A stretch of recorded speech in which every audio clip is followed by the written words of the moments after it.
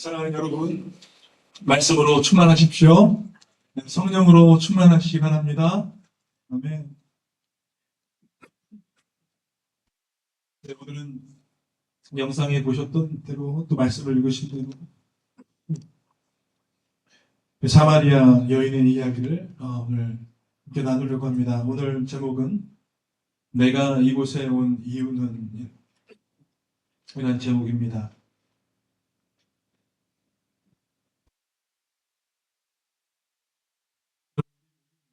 어떤 순간에 다른 사람의 시선을 두려워했던 그런 경험이 다들 있을 것입니다. 누군가에게 어떻게 보일지, 또 내 말이 이상하게 들리지는 않을지, 혹은 내가 하는 행동이 비난받지는 않을지 걱정하면서 자꾸만 움츠려 들 때가 있었다라는 것이죠. 심리학에서는 이런 현상을 사회적 불안 또는 대인 공포라고 부릅니다. 최근에 제 주위에서도 자주 듣는 말이 있는데 공황장애 생겼다 이런 말이에요. 공황장애 생겼다. 사람을 대하면서 오는 그 스트레스가 아마 원인일 것입니다. 예전에는 사람과 사람이 직접 만나 대화했습니다. 그런데 전화기가 생겨나면서 이제 목소리로 서로 대화를 했고요. 이제는 화상을 통해서 대화하는 시대가 되었죠. 그런데 최근에 제가 느끼는 것은 화상보다 이제 텍스트를 조금 더 선호하고 있다. 그런 생각이 좀 들었습니다. 인스타그램, 또 페이스북, 카톡 등을 통해서 텍스트로 전달되는 것에 대한 장점이 있을 수 있을 것이고, 또 한편으로는 직접 만나 대화하는 것이 어쩌면 좀 불편하지 않을까, 그런 생각도 들었습니다. 근데 이런 현상의 주된 발달은요, 사실은 사람 안에 있는 편견과 차별 때문이다라고 할 수 있을 것입니다. 편견과 차별. 왕따가 되고 싶지 않다라는 것이죠. 이미 왕따를 경험한 사람들은 더 이상 차별을 당하고 싶지 않은 것이죠. 그래서 자꾸만 사람을 대면하는 것을 멀리하고 또 오히려 텍스트로 보내고 이런 일들을 하고 있다는 것입니다. 그런데 이것은 단지 현대인의 문제만이 아니죠.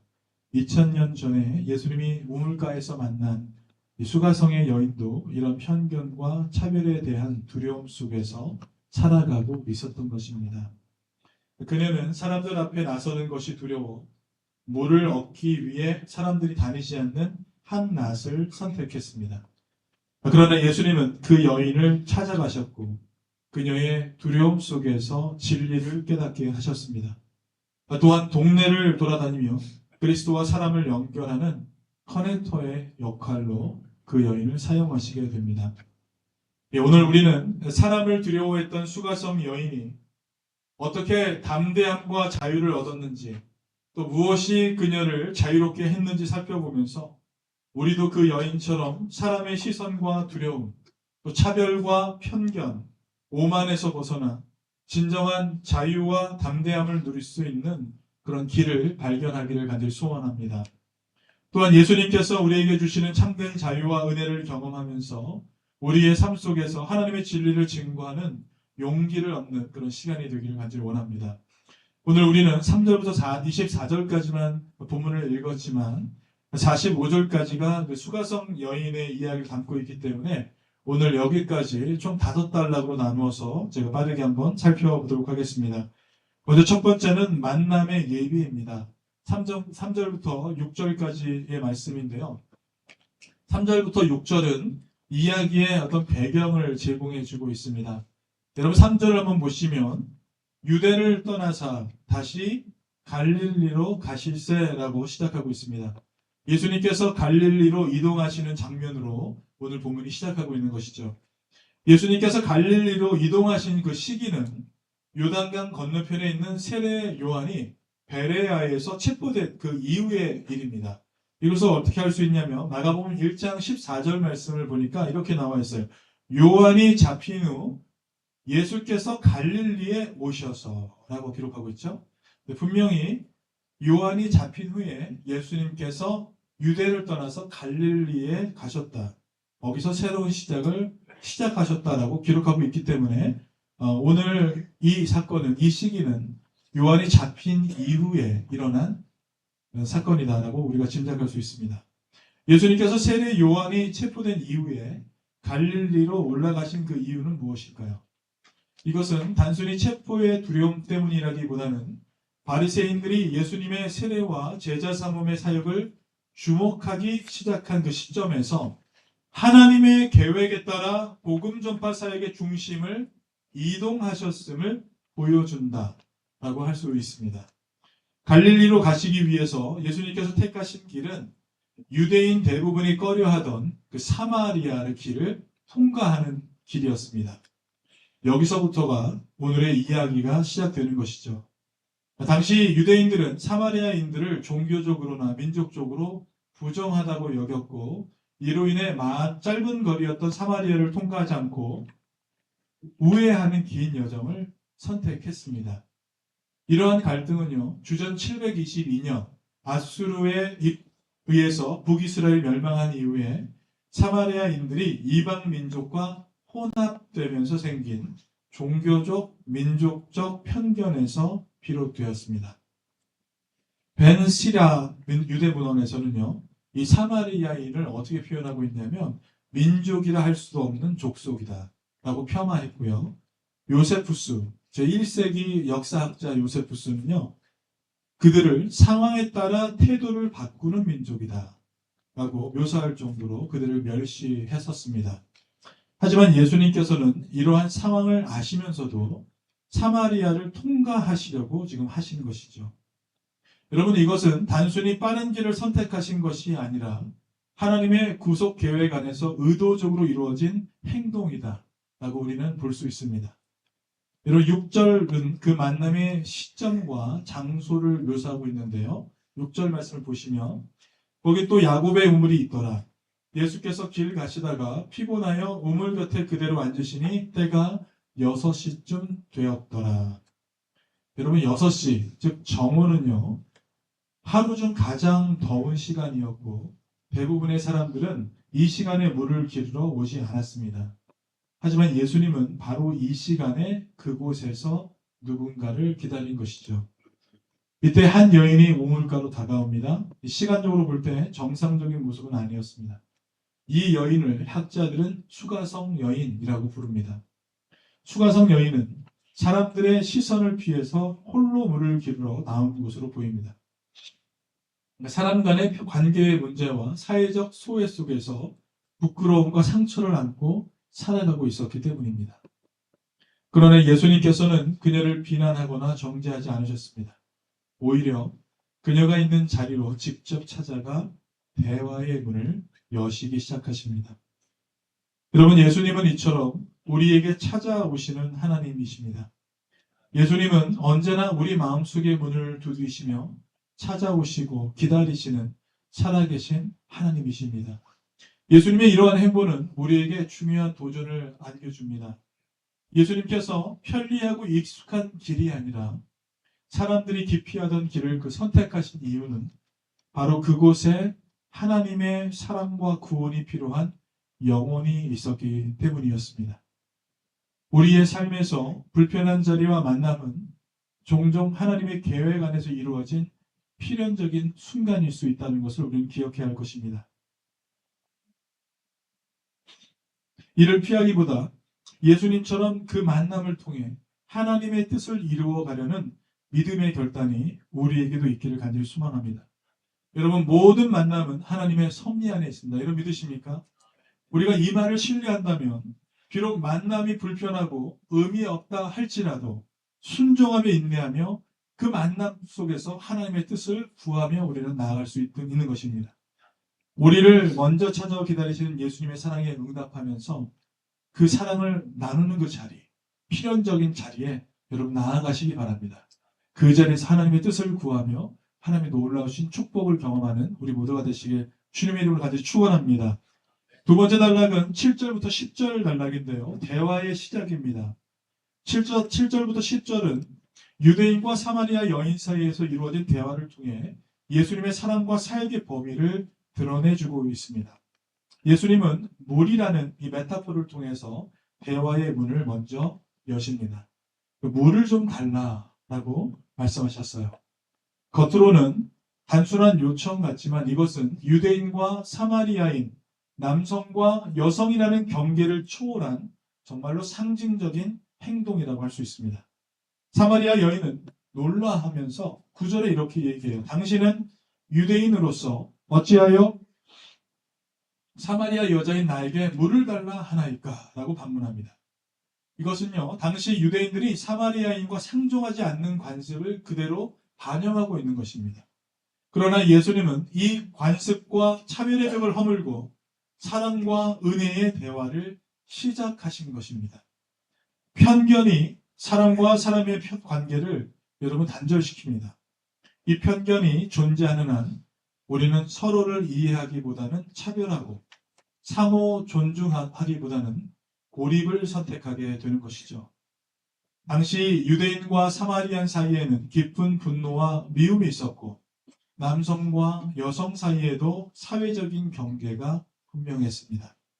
이러한 장벽들은 사람들 사이에 간격을 만들고 서로를 먼 존재로 만들어 버립니다. 하지만 예수님은 이러한 사회적 장벽을 넘어서서 사랑을 실천하셨습니다. 사마리아 여인에게 말을 걸면서 그 여인이 사회적 위치나 민족적 배경에 관계없이 하나님의 사랑을 받을 자격이 있음을 보여주신 것이죠. 예수님의 사랑은 사람들의 외적인 조건을 넘어서서 모든 이들에게 평등하고 무조건적인 은혜를 베푸시는 하나님의 본질이십니다. 우리는 종종 이 세상에서 나누는 이 차별적 시각에 따라서 사람들을 평가하고 또 관계를 형성하게 됩니다. 하지만 예수님은 그 모든 벽을 허물고 우리에게 차별 없는 사랑을 보여주고 계십니다. 그분은 너는 누구인가? 라고 묻지 않으시고 너는 주님의 은혜를 받은 존재이다 라고 정의 내려 주셨습니다. 우리가 바로 그런 존재이며 내 이웃 또한 그렇게 존재한다는 것을 우리는 기억해야 할 것입니다. 요한복음 3장, 우리가 지난주에 요한복음 3장을 함께 살펴봤는데요. 요한복음 3장의 니고데모 이야기 다음으로 오늘 본문의 수가성 여인의 이야기가 기록된 것은 저자의 의도가 분명히 있는 것입니다. 니고데모의 이야기에는 밤에 발생했습니다. 그는 밤의 어둠 속에서 예수님을 찾아갔어요. 이 밤은 그의 영적인 상태, 즉 진리를 알지 못하는 상태를 상징합니다. 반대로 오늘 본문의 사마리아 여인은 한낮의 강렬한 빛 아래에서 예수님을 만났습니다. 요한복음에서 이 빛과 어둠의 모티브는 단순한 배경이 아니라 신학적으로 중요한 메시지를 전달하고 있는 것입니다. 빛은 진리와 생명을, 어둠은 죄와 무지를 상징합니다. 예수님은 한낮의 빛 속에서 이 수가성 여인을 만나시고 그녀의 영적 어둠을 밝히고 계신 것입니다. 예수님은 10절에 이렇게 얘기하십니다. 내가 하나님의 선물과 내게 물을 달라 하는 이가 누구인 줄 알았더라면 네가 그에게 구하였을 것이요 그가 생수를 내게 주었으리라. 여러분 여기에서 생수는 단순히 목을 축이는 물이 아니라 영원한 생명을 의미합니다. 예수님은 그녀의 삶의 갈증을 해결하고 그녀를 통해 사마리아 전체의 복음의 빛을 비추려 하신 것입니다. 예수님의 대화는 단순히 물을 요청하는 대화가 아닌 것이 분명합니다. 차별과 편견의 벽을 허물고 한 영혼을 구원하기 위한 은혜의 초대인 것입니다. 예수님은 이 여인을 통해 그 시대와 우리의 시대 모두의 차별을 초월한 사랑의 본질을 지금 보여주고 계신 것입니다. 우리의 영적 어둠을 밝히려 하시는 예수님의 사랑이 얼마나 크고 포용적인지를 우리는 보길 원합니다. 우리가 만나는 이웃과의 관계 속에서도 또 사회적 경계를 뛰어넘는 사랑의 대화를 시작하면서 도시 선교사로서 주님께서 보여주신 은혜를 품고 우리가 속한 공동체와 세상 속에서 사랑과 생명의 복음을 나누는 삶을 살아가는 우리 모두가 되시길 간절히 원합니다. 세 번째 단락은 11절부터 18절까지 이제 그녀 내면의 진실이 드러나는 장면입니다. 예수님은 사마리아 여인에게 10절에 이렇게 말씀하셨죠. 예수께서 대답하여 이르시되 내가 만일 하나님의 선물과 또 내게 물 좀 달라 하는 이가 누구인 줄 알았더라면 네가 그에게 구하였을 것이요 그가 생수를 내게 주었으리라. 여기서 생수는 단순히 물리적 물이 아닌 하나님의 은혜와 성령의 임재를 상징합니다. 저자는 본문 이후에 요한복음 7장 38절과 39절에서 이 생수를 성령으로 묘사하고 있습니다. 이렇게 얘기해요. 나를 믿는 자는 성령의 이름과 같이 그 배에서 생수의 강이 흘러나오리라 하시니 이는 그를 믿는 자들이 받을 성령을 가리켜 말씀하신 것이라. 성령이 믿는 자의 내면에서 솟아나는 영적 강이 될 것임을 보여주고 있습니다. 이 생수는 단순한 경험이 아니라 우리 삶을 변화시키시는 하나님의 역동적 선물인 줄 믿습니다. 예수님은 이 여인에게 자신이 바로 그 생수의 근원임을 선언하시며 모든 영혼의 목마름을 채워주시겠다고 약속해 주셨습니다. 그리고 14절에서 내가 주는 물을 마시는 자는 영원히 목마르지 아니하리니 내가 주는 물은 그 속에서 영생하도록 솟아나는 샘물이 되리라. 예수님은 생수의 근원이시며 우리 내면에서 솟아나는 샘이 되신 줄 믿습니다. 이 솟아나다라는 이 단어는요, 헬라어 알로마이라는 단어가 쓰였습니다. 이것은 삼손과 사울과 다윗 같은 이 지도자들에게 성령이 약동하는 그 표현과 같이 연결되고요. 또 성령의 능력이 우리 삶을 근본적으로 변화시킨다는 그런 의미를 담고 있습니다. 메마른 심령에 기쁨과 생명을 주는 성령은 그 어떤 노력으로도 얻을 수 없는 하나님의 도래야, 하나님의 선물인 것입니다. 여인은 예수님께 그런 물을 내게 주사라고 요청하지요. 하지만 그녀는 여전히 물리적 필요에 초점을 맞추고 있다는 것을 알 수 있습니다. 그녀가 구한 것은 항아리에 채울 물이었지만 예수님은 그녀의 영혼을 채울 물을 말씀하고 계신 것입니다. 이것은 오늘날 많은 사람들이 삶의 갈증을 느끼지만 그 갈증의 진정한 해답이 성령과 하나님께 있다는 것을 인식하지 못하는 모습을 보여주는 것입니다. 16절에서 예수님은 가서 내 남편을 불러오라 라고 말씀하시며 그녀가 감추고 싶어하는 현실과 상처를 직면하게 하십니다. 직설적으로 여러분 말하는 사람들이 많이 싫어합니다. 어떻게 이렇게 직설적으로 나에게 그렇게 얘기할 수 있어? 라고 하면서 많이들 싫어해요. 그러나 여러분, 직설적인 그 말 안에는 진리의 파편이 존재할 때가 있습니다. 때때로 이러한 것은 우리를 더 강하고 깊이 있는 사람이 될 수 있는 기회를 제공해 주기도 하죠. 여인은 5명의 남자와 결혼했고요. 현재 함께 사는 남자와도 혼인 관계는 아니었습니다. 여러분, 당시 사회에서 이것은 큰 낙인과 차별의 대상이 될 수 있는 분명한 그런 상황이었습니다. 예수님은 그녀를 정죄하기 위해 이 사실을 언급하신 것일까요? 전혀 그렇지 않습니다. 오히려 그녀의 삶에 뿌리 깊은 갈증과 상처를 드러내고 새로운 삶의 가능성을 예수님은 지금 제시하고 계신 것입니다.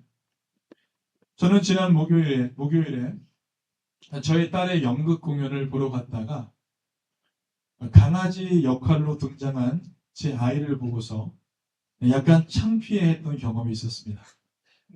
아니, 모든 아이들이 도로시, 이상한 원더랜드 그 역할을 하는데 아이들은 다 이렇게 서서 다니고 사람처럼 다 다니는데 아니 우리 아이만 기어서 나오고요. 월월 하고 다니면 나오는 거예요. 근데 이 장면을 보자마자 제가 마음에 영상을 찍으면서 너무 창피했던 거예요. 부모의 마음이었던 것 같습니다. 그런데요. 그 강아지가 제 딸이 아닌 것을 알았습니다. 제 딸이 아니었던 거예요. 제가 멀리서 찍고 있어서 제 딸인 줄 착각했던 것이죠.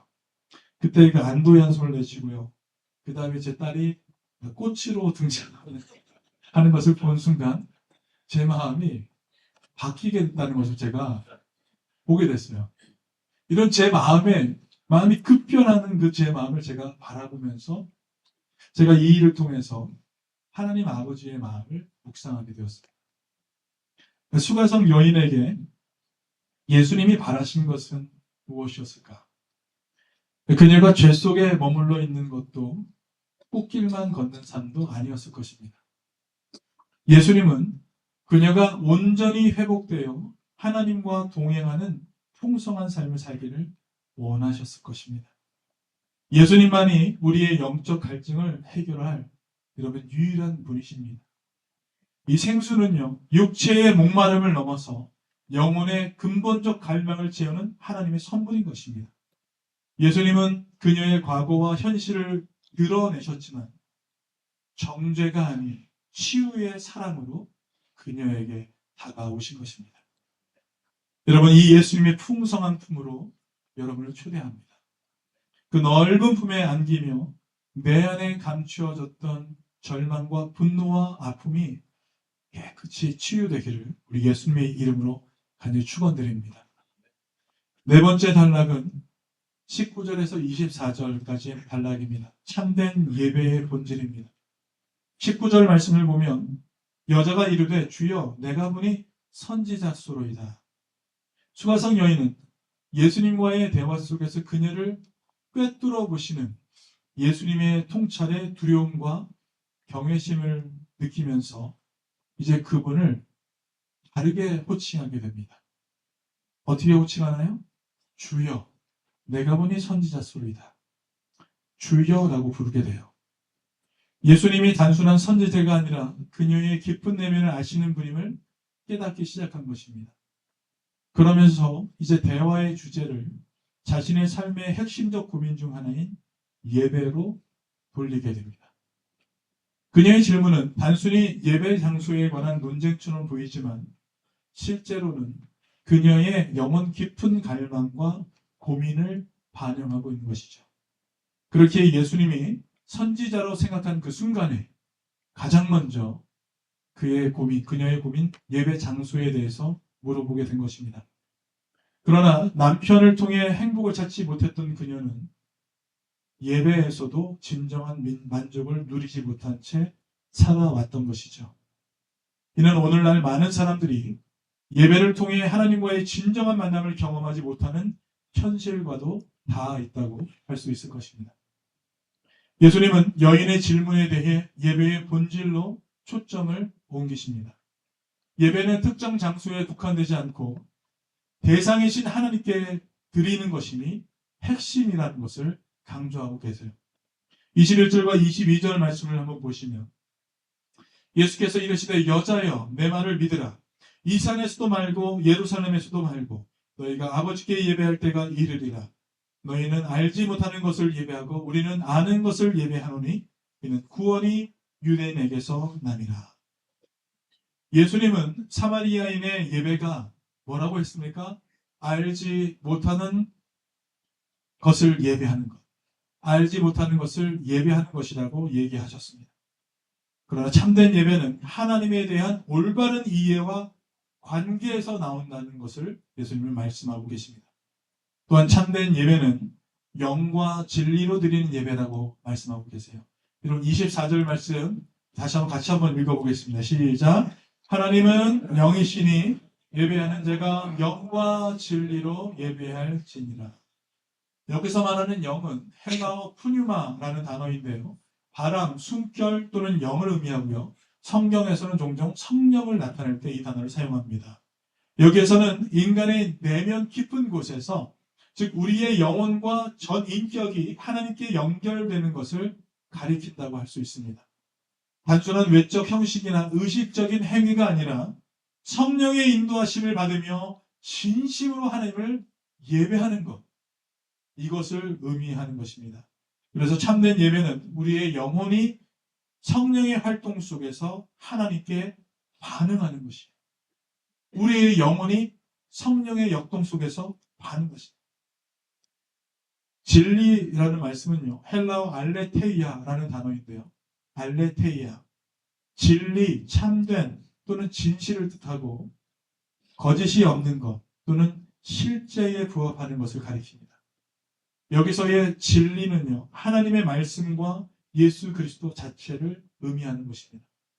진리로 예배한다는 것은 하나님의 말씀에 따라 그리스도를 통한 예배를 뜻하는 것입니다.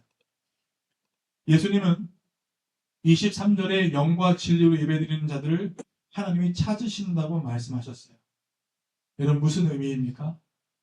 하나님은 우리의 마음과 영혼이 온전히 드려진 예배를 기뻐하신다는 그런 뜻입니다. 우리의 마음과 영혼이 온전히 드려진 예배를 우리 하나님이 찾으시고 우리 하나님이 기뻐하신다는 것입니다. 또한 이것은 모든 인류를 향한 하나님의 초대이기도 한 것입니다. 예수님은 수가성 여인에게 그녀의 삶의 목마름과 갈등을 해결할 열쇠로 영과 진리의 예배를 제시하신 것입니다. 여러분 우리 역시 예배를 통해 하나님을 만나고 삶의 모든 문제와 갈증이 해결되는 은혜를 경험하게 되시기를 간절히 소망합니다. 우리의 예배가 장소와 형식에 얽매 있는 것이 아니라 우리의 심령을 다해 하나님께 드리는 참된 예배가 되기를 예수님의 이름으로 간절히 축원드립니다. 마지막 단락입니다. 이제 25절에서 45절까지의 단락인데요. 복음을 전파하는 변화된 공동체에 대해서 얘기하고 있습니다. 예수님께서 자신이 메시아임을 선언하셨을 때 사마리아 여인은 더 이상 이전의 삶에 머물지 않고 변화를 경험하게 됩니다. 그녀는요, 물동이를 버려두고 마을로 돌아가서 예수님에 대해 열정적으로 증언하며 자신이 만난 놀라운 사실을 전하게 됩니다. 29절 말씀을 한번 보시면 내가 행한 모든 일을 나에게 말한 일을 와서 보라 라고 하고 있어요. 와서 보라. Come and see. 이는 그리스도가 아니냐. 그녀의 고백은 단순한 말 이상이었습니다. 공동체에 강력한 영향을 미치게 되었습니다. 그녀의 행동으로 편견과 차별로 바라보았던 그 실체가 사라지게 된 것입니다. 사마리아 사람들은 예수님을 찾아와 직접 만나고 그분의 말씀을 듣게 됩니다. 41절과 42절 말씀을 우리 같이 한번 읽겠습니다. 시작. 예수의 말씀으로 말미암아 믿는 자가 더욱 많아 그 여자에게 말하되 이제 우리가 믿는 것은 내 말로 인함이 아니니 이는 우리가 친히 듣고 그가 참으로 세상의 구주인 줄 알미라 하였더라. 아멘. 이제 그들은 우리가 직접 듣고 그가 참으로 세상의 구주임을 안다라고 고백하며 믿음이 한 개인의 경험에서 공동체 전체의 믿음으로 확장되고 있다는 것을 우리는 볼 수 있습니다. 여러분 이처럼 복음은 한 개인의 변화에 그치지 않고 그 개인을 통해서 공동체와 세상을 변화시키는 역동적인 힘이 있다는 것을 여러분 믿으시기 바랍니다. 사랑하는 성도 여러분, 우리의 만남이 사마리아 여인처럼 복음을 전하는 삶으로 이어지길 간절히 소망합니다. 예수님이 주시는 생수는 우리 개인의 갈증을 해소할 뿐만 아니라 우리를 통해 이웃과 공동체의 생명의 강을 흘려 보내게 하십니다. 오늘 우리에게 주어진 이 복음을 담대히 나누며 변화된 공동체의 직인으로 복음의 커넥터로 살아가시는 저와 여러분의 삶이 되시길 간절히 축원합니다. 말씀을 맺겠습니다. 수가성 여인의 5 남편은 단순히 경제적 이유라기보다는 사회적 약자로서의 살아온 그녀의 고단한 삶을 보여주고 있습니다. 예수님은 이 이야기를 통해 그녀의 과거와 현재를 드러내며 그녀가 겪었던 외로움과 영적 공허함을 채우는 방법으로 영과 진리로 예배하는 삶을 제시해 주셨습니다. 일생 동안 거절당한 삶을 살아온 여인에게 예수님은 직접 다가오셨고 그 사랑을 받아주셨습니다. 여러분 이 이야기는 단순히 2000년 전 한 여인과 예수님 사이의 만남으로 끝나는 것이 결코 아닙니다. 오늘날 우리에게도 동일하게 적용되는 메시지를 담고 있는 것입니다.